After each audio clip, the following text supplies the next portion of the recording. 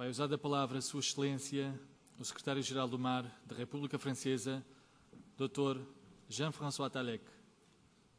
Madame la ministre de l'Agriculture, de la Mer, de l'Environnement et de la Planification spatiale du Portugal, Madame la commissaire européenne pour les affaires maritimes et la pêche, Monsieur le secrétaire d'État à la mer, Monsieur le maire de Lisbonne, Mesdames, Messieurs, je suis particulièrement heureux d'intervenir ici au Portugal à l'occasion de la conférence portant sur la stratégie de l'Union européenne pour l'espace atlantique. Lisbonne est un endroit évident pour notre débat, capitale d'un pays européen, maritime et atlantique depuis si longtemps et dont l'hymne célèbre les héros des mers. L'Europe est une péninsule qui s'avance dans l'Atlantique. Nous devons beaucoup à l'océan, notre climat doux, des richesses, notre développement, et c'est de lui que nous sommes partis en nombre. Aujourd'hui, je souhaite apporter mon soutien à la stratégie de l'Union européenne pour l'espace atlantique en vous montrant tout l'intérêt qui s'attache du point de vue français à tendre notre énergie vers cet océan. Le domaine géostratégique d'abord. C'est par l'Atlantique que l'Europe a quitté son confinement à l'extrémité du continent eurasiatique. Par ses grandes découvertes, elle a réuni le monde. Pendant plusieurs siècles, l'Atlantique a constitué le point de départ des navigateurs européens qui ont parcouru et reconnu la quasi-totalité de la planète. Ces explorations ont jeté les bases d'un commerce mondial qui a contribué grandement à la prospérité et au rayonnement de nos nations. Au XXe siècle, l'histoire a fait la démonstration de la force des liens tissés entre ses rives septentrionales. L'Atlantique est resté et restera un pont entre le monde américain et ses racines européennes. Aujourd'hui, les regards scrutent souvent le Pacifique, mais l'Atlantique reste un axe de rencontres et d'échanges, vital pour les pays qui le bordent. Au-delà des liens du passé, je suis convaincu qu'il nous faut ébaucher autour de cette région une destinée commune qui protégera nos intérêts européens. Mercator, en inventant sa fameuse projection cartographique, avait coupé la Terre dans le Pacifique. À nous de faire en sorte que la coupure des planisphères au XXIe siècle ne passe pas au milieu de l'Atlantique. La stratégie de l'Union européenne pour l'espace atlantique doit contribuer à maintenir l'Europe dans le développement et la dynamique du monde moderne. L'Atlantique, c'est aussi un espace ouvert. Comme tous les espaces maritimes, l'Atlantique renie des rivages dotés de points communs mais aussi hétérogènes. Les climats vont du froid polaire à la moiteur équatoriale. Il est étendu en latitude, bordé par des pays développés ou émergents, des cultures différentes, mais reliés par des langues souvent européennes. Dans tous les domaines, l'espace atlantique nous interpelle, l'environnement, l'économie, la sécurité. Comment se désintéresser de l'environnement quand on considère le Gulf Stream, la masse et la richesse de ses eaux? Et même si l'Arctique n'est pas dans le champ de la présente stratégie, comment s'en désintéresser à l'époque où le réchauffement global en fera bientôt un espace stratégique? Il faut, par exemple, promouvoir, par les travaux de certaines organisations régionales de pêche, le développement d'études relatives au changement climatique et ses effets sur le devenir des pêcheries. Notre stratégie atlantique devra tenir compte de la zone arctique si l'on considère les résultats des premiers travaux sur les courants et les variations de température. Notre stratégie aussi ne devra pas ignorer les spécificités du développement des pays côtiers hors de l'Europe. Les pays d'Amérique du Nord, les pays d'Amérique latine, les pays d'Afrique ou des Caraïbes. Autour des problèmes de la gestion de la mer, un dialogue fructueux peut s'engager. Je voudrais maintenant insister sur le domaine de l'économie, c'est-à-dire celui des emplois pour nos concitoyens. À l'heure d'une maritimisation du monde qui s'amplifie à mesure que se développent les échanges, force est de constater que les océans occupent une place prépondérante dans notre développement économique. L'océan Atlantique est le deuxième espace maritime le plus vaste du globe. Il est la principale artère de l'économie européenne et 90% de notre commerce extérieur transite par la mer. Les flux maritimes y sont si intenses que l'on élargit le canal de Panama. L'Atlantique est un formidable réservoir de ressources halieutiques, biologiques, énergétiques et minières. Son économie littorale est le vecteur d'un grand nombre d'emplois. L'exploitation durable et optimisée des grands fonds marins et des énergies marines renouvelables sont autant de défis majeurs, scientifiques, économiques et environnementaux. La France, possesseur du deuxième plus grand espace maritime sous juridiction au monde, avec 310 000 emplois directs dans le domaine de la mer, a fait de ce domaine l'une des priorités de sa politique maritime intégrée.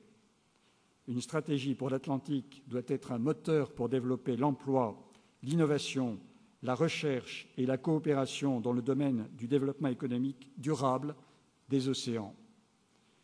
Notre époque est difficile, mais j'affirme que la politique maritime intégrée n'est pas seulement une politique de beau temps, elle est aussi une politique de mauvais temps.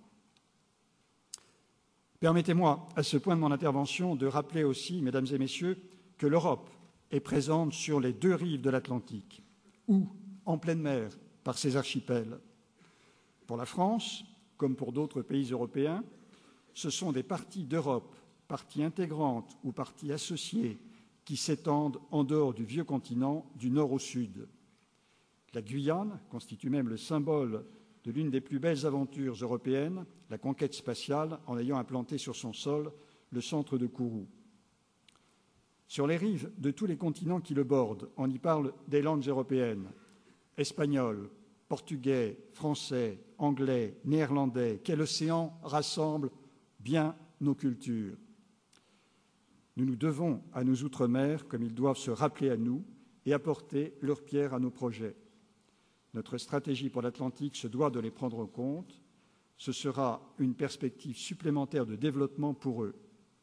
À ce titre, je vous cite un bon exemple de la voie à suivre, l'accord entre le gouvernement de la France et le Portugal pour l'échange d'informations entre les services de recherche et de sauvetage maritime portugais et les services de recherche et de sauvetage maritime français aux Antilles, qui couvre ainsi le centre de l'océan.